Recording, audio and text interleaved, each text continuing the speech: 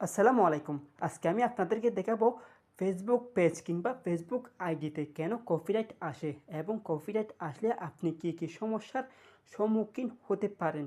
চলুন দেখে নেওয়া যাক। আমরা প্রথমে ফেসবুক আইডি কিংবা ফেসবুক পেজে চলে যাব। আমার যেহেতু আইডির সমস্যা তাই আমি আইডিতে চলে আসলাম। আসার পর আমি আমার প্রোফাইলে চলে যাব। আসার পর এখানে ড্যাশবোর্ড আছে, সেখানে ক্লিক করব। ক্লিক করার পর একটু সময় নিতে হবে। হ্যাঁ, চলে আসছে। উপরে দেখেন এখানে কিন্তু প্রোফাইলে কিছু সমস্যা আছে। আমি এইটা বাংলায় লিখেছি, ইংলিশ হলে থাকবে প্রোফাইল হ্যাজ সাম ইস্যু। এখানে বাংলার ইংলিশ হবে প্রোফাইল হ্যাজ সাম ইস্যু।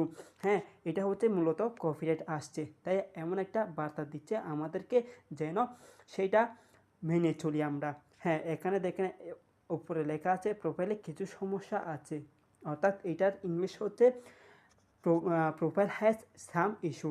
হ্যাঁ, সেটাই বাংলা এখানে দিচ্ছে কি প্রোফাইলে কিছু সমস্যা আছে। আমরা সেখানে ক্লিক করব। ক্লিক করার পর একটু দেখুন। হ্যাঁ, একটু সময় নেওয়ার পর চলে আসছে। এখানে দেখেন আপনারা কপিরাইট চলে আসছে, দেখছেন? এখানে হচ্ছে দেখেন প্রোফাইলে কিছু সমস্যা আছে। এখানে দেখেন কপিরাইট দিছে। কপিরাইটে আমরা ক্লিক করব।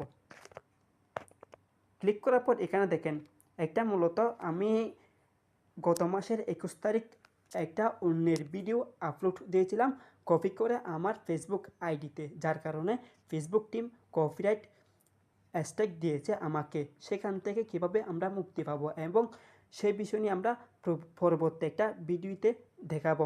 হ্যাঁ, এখন কেন আসছে? আমরা অন্যের ভিডিও, অন্যের কন্টেন্ট কিংবা অন্যের পোস্ট কপি করে আমাদের আইডিতে কিংবা ফেসবুক পেজে আপলোড দেওয়া যাবে না এবং রক্তাক্ত নানা রকম ঘটনা রক্তাক্তর ঘটনা কিন্তু তুলে ধরতে পারবো না ফেসবুক পেজ কিংবা ফেসবুক আইডিতে। যদি তুলে ধরি তাহলে কিন্তু সাথে সাথে কিংবা এক সপ্তাহ পর কিংবা এক মাস পর ঠিকই কপিরাইট দিয়ে দিবে ফেসবুক টিম। এগুলো থেকে আমাদেরকে অবশ্যই দূরত্ব থাকতে হবে এবং নিজের অরিজিনাল কন্টেন্ট কিংবা নিজের অরিজিনাল পোস্ট আমাদেরকে আপলোড দিতে হবে ফেসবুক পেজ কিংবা ফেসবুক আইডিতে। আজকের ভিডিও এই পর্যন্ত এবং নেক্সট টাইম কীভাবে কপিরাইট রিমুভ করবেন এবং কিভাবে রিপোর্ট করবেন সেটা নিয়ে ভিডিও আসবে। ভিডিওটি ভালো লাগলে লাইক, কমেন্ট এবং শেয়ার দিয়ে পাশে থাকবেন। ধন্যবাদ।